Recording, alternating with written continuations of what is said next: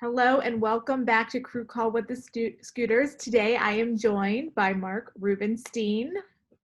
How are you, Mark? How's it going? I'm doing wonderful. You're doing well. You're doing well. And Mark, you are owner, founder of a great organization here called the Pittsburgh Youth Leadership. I am the founder, and I'm still the president. It's a nonprofit corporation working with kids. It is, and it's a great organization. And to get a little bit of your backstory, you come from law. You were a lawyer. You still are a lawyer on the defense side. Criminal defense, that's all I've done. Criminal defense, and you did that for years. Did you do that while you were finding this organization, founded the organization? Yes. So we started in 2006. So I had almost like 30 years in as being a trial attorney. Mm-hmm. And we started as a very small organization that I ran out of my law office. And over the years, the organization has become much larger. And as I've gotten older, I've done less law. So it's kind of been like I did law in a little nonprofit. Now I do almost all nonprofit. And tell us a little bit about the nonprofit, what the mission of what you're trying to do is, pretty much. Well, the criminal defense is part of this. So doing criminal defense, I was now on to, after 30 some years, my third generation of clients doing drugs, alcohol, crime, making poor life choices, coming from inner city, low income settings, at risk kids growing up.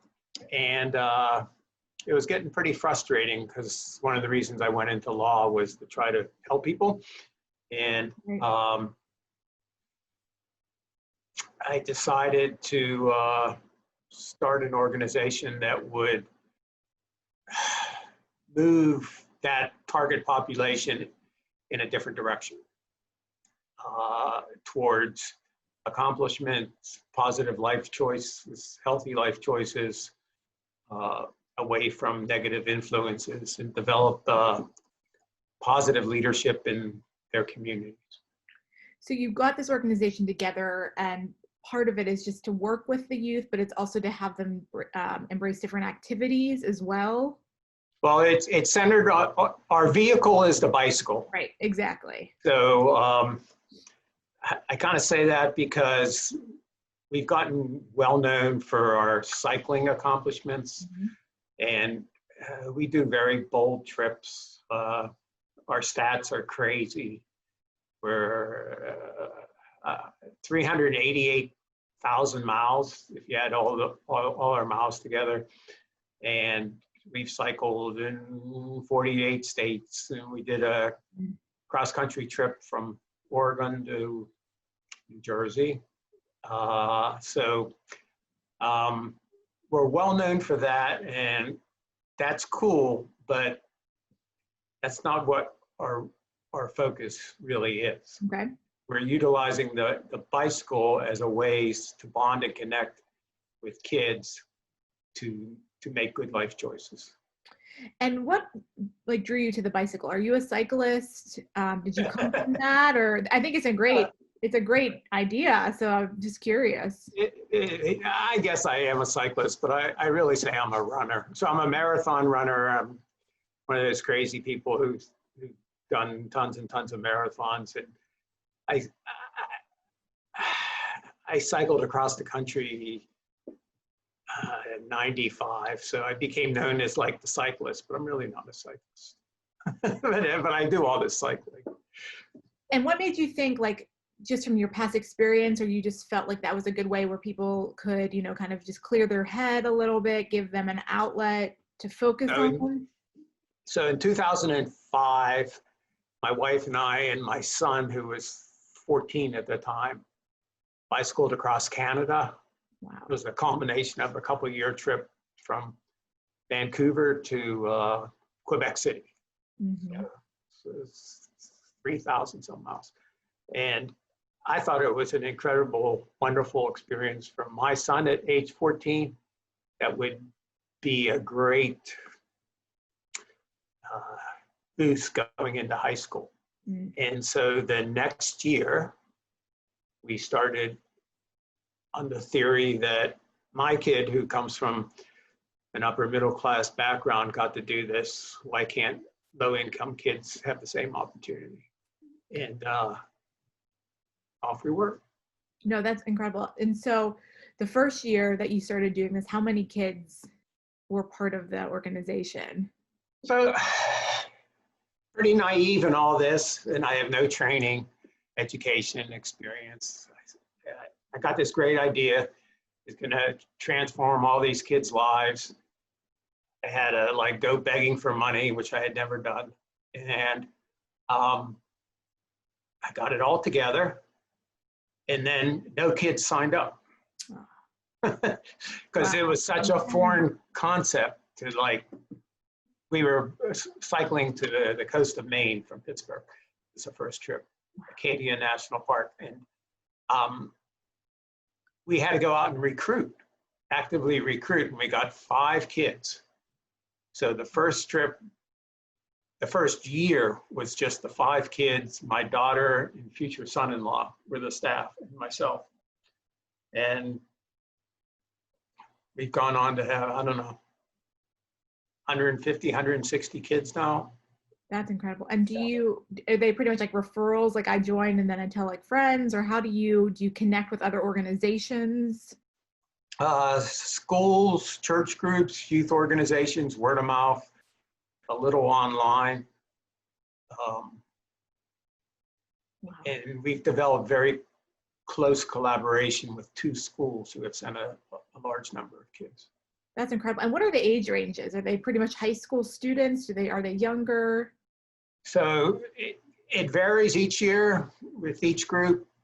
Our target age is 8th grade going into 9th grade. And it's unbelievable. Almost 90+% of the kids end up staying all the way through high school. Wow. So kids have cycled with us 4 or 5 years. Some even cycled with us in college. And in the last 5 years, my staff are all former kids. I was going to ask that. That's who incredible. were successful going to college or graduated college and came back and wanted to work and be mentors with younger kids. And what do you think, for seeing a kid, come into the program, start out, and then once he or she, is it boys and girls, I should ask, or is it only Yes, boys and girls? we started with girls 3 or 4 years ago. Okay. So we now do boys trips, girls trips. We do a co-ed trip, which gets the most kids, and middle school trips now too. Wow, that's incredible. So what do you see? What have you seen the transformation from that day one, I come in, maybe not really sure what I'm doing, and then, finishing a ride, one of these long rides, what do you see in terms of the transformation? A lot. So the kids generally are very naive, inexperienced. If they grew up on the north side, they've rarely traveled to the south side.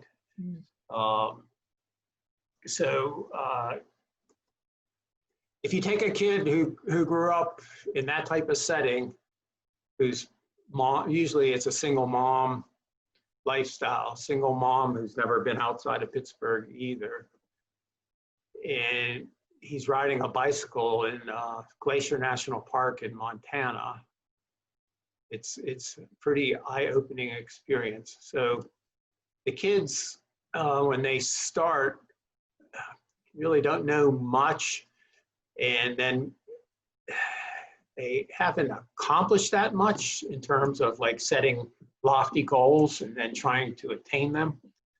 And we do it.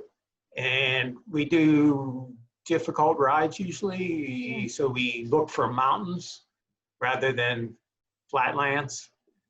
You know, we've climbed the Rocky Mountains several times. One of my proudest moments was we climbed the highest paved road in North America. Where is that? In Colorado, it's Wow. over 14,000 feet. And like the other cyclists on the road had, you know, they were all geeked out with their $5,000 bikes and fancy gear. And our kids were on like flat pedals with cotton t-shirts, bicycle shorts. And most of us made it up to the top. It was very difficult. So the accomplishments are pretty profound. I And can't imagine, the translation is, we emphasize education, and the translation is riding up a mountain with the kid, having a conversation. You thinking about college after high school? That's way too tough. I couldn't do college. Yeah. How about riding up a 14,000 foot mountain? Do you think you could do that? No, we're doing it. Right. And I think maybe 2 or 3 dozen kids have become the first in their family to attend college. Wow. So I think we're an influence. We do things like, we've been to Alabama several times. Wow. We've been to Selma, Alabama, and crossed the Edmund Pettus Bridge and rode to the state capitol as the end of the trip. We do the civil rights historical things. We're out there. We go to really pretty bold places. And the kids anecdotally say it's very transformative. It's a word they use. Yeah, I can imagine. And how long do these trips usually take you? Like when you did the cross country one with the kids, how long? We were moving. That was 39 days. Wow. So I took my 8 all-stars, really strong cyclists, and most of them had just graduated high school. So they were a little older than the normal group. And yeah, I think we averaged 85, 87 miles a day. That's a lot. That's incredible. For 39 days, yeah. Oh, And cross the Rockies, all kinds of, that was pretty fantastic. That's an incredible experience. And in terms of like the nonprofit itself, and I want to talk a little bit of, you know, seeing if you had any impacts with COVID with A lot. especially over summer. So I want to get into that. But you know, the nonprofit, are the bikes donated, or is like the travel expenses, is that what part of what the nonprofit is, or? The fundraising comes from individuals. Okay. My 200 best friends. Yep. Yeah. Which gets pretty extended, and foundations. Okay. So after the first couple of years when we established ourselves, we were eligible for foundation grants. And now local foundations are the bulk of the fundraising, and it pays for everything. So there's no expense to the kids. Wow. These trips are totally expense paid by the organization.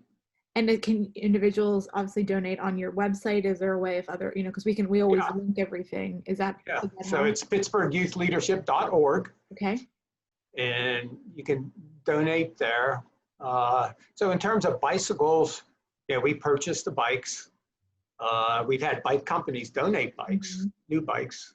And our best bicycles come from like these,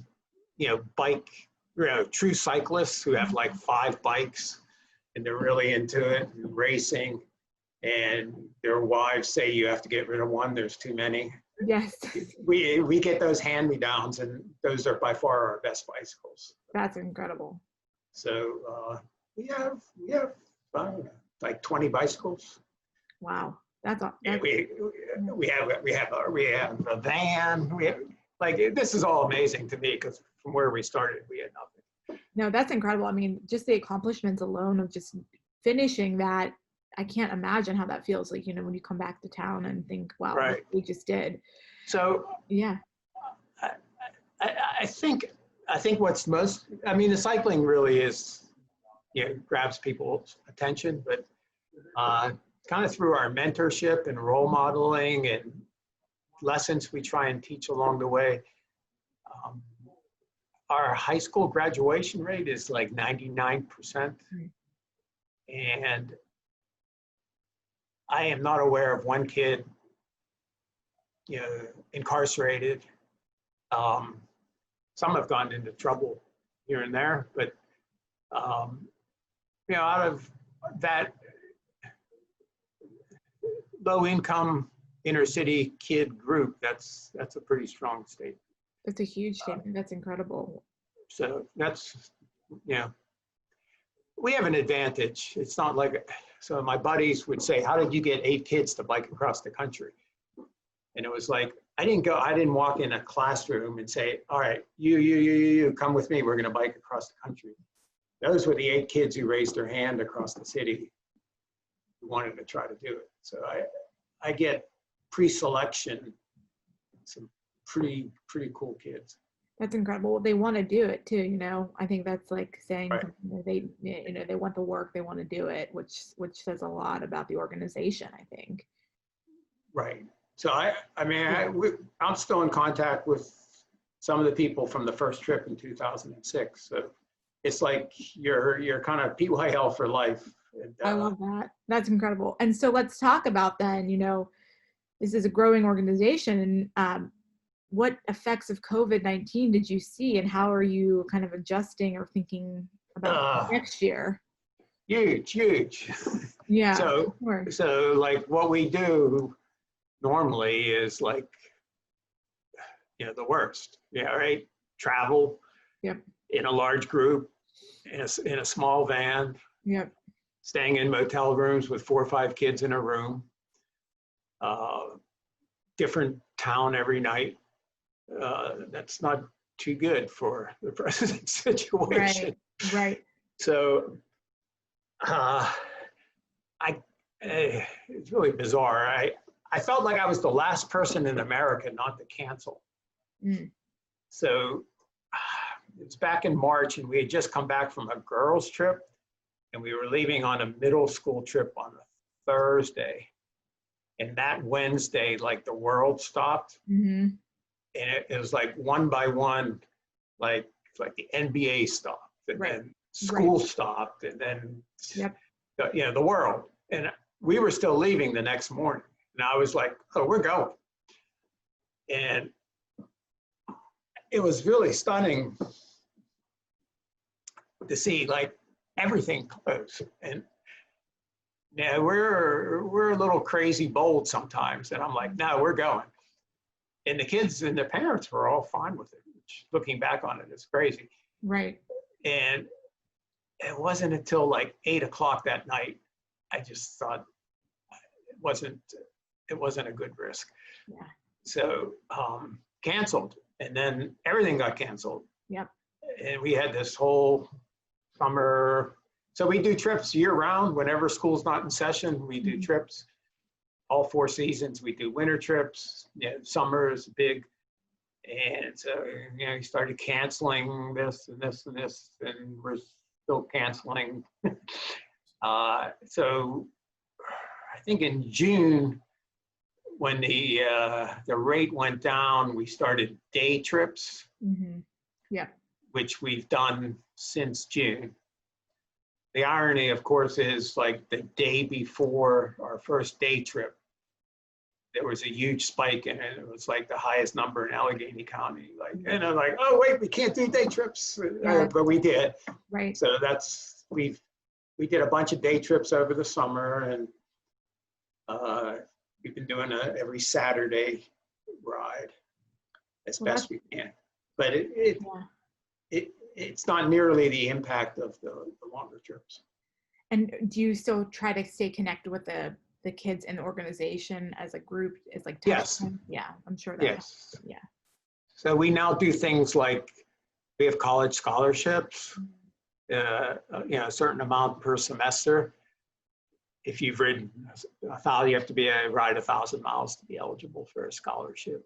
We have tutors for the high school kids, SAT prep tutors. So that kind of stemmed from a kid who's now the program director when he was in high school was really upset that he didn't have a high enough SAT score to get into the college where he wanted to go. Wow. And he was a football player too. And he said the coach wanted him, but he didn't meet the minimum threshold. So I said, well, we'll do what rich people do. And he said, what's that? I said, we'll cheat. And he said, you can't cheat on an SAT. I said, yeah, rich people do it all the time. We hire tutors. And they'll teach you how to take the test and your score will go up 100 points and you'll get into the college you want. Mm-hmm. And it was like, what? Right. It's unheard of. And it was like 3 weeks before the last SAT. So I said, sign up for the SAT. Just promise me you'll do all the work.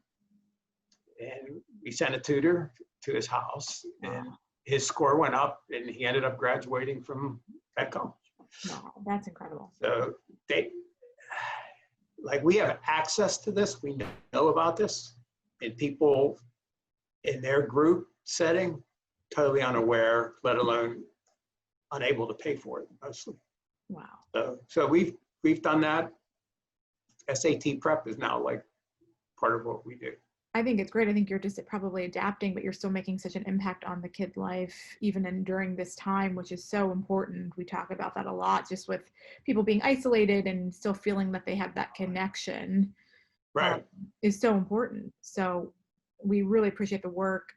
We'll definitely put the link in there. Is that the best way if people want to get involved would be to donate? Can you volunteer as well? Yes. So we've had the volunteers are usually cool on the day trips, the training rides with new kids, which isn't that much fun because it's like if you're a cyclist and you really want to ride, and new kids are learning. It's hard for people to go on the long trips because they have lives.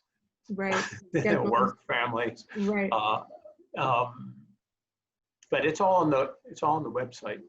Perfect. Well, there's one other thing you might be interested in. So we actually, in 2015, we did the cross-country trip. Yeah. And we had a contract with the Pittsburgh filmmakers. Yes. To do a documentary of the trip. And like 2 weeks before we left, the filmmakers furloughed the entire production department because they were having financial problems. And so I ended up being the executive producer of the documentary, and I know nothing. And two kids, my son's friends, who were media majors in college, who just graduated college, they ended up producing the film. And it actually won the Mount Rainier Independent Film Festival Best Documentary. What's it called? What is it? The documentary? Conquering the Cycle. Okay, perfect. Well, we'll put that on here. That's what an incredible. So I can send you. There's still only a private link to it, but it's I don't know. I think it's not bad. We had like our initial showing, I think it was called, and we filled the movie theater. It was like 300 and some people. Oh my God. It was pretty cool. So those kids are kind of like celebrities because they're like not only biked across the country, but they're in this documentary film. Yes, of course they are. That's incredible. What a great story just on that side of it too. Send us that. We'd love to see that as well. So. Okay. Should I send it? I think I only have. Well, after we end this, I'll pause it and I'll give you all the contact information. But Mark, thank you so much. Sure. We appreciate it so much, and we will link everything and keep up. Thank you for inviting me on. Yes. Okay. Bye-bye. See ya.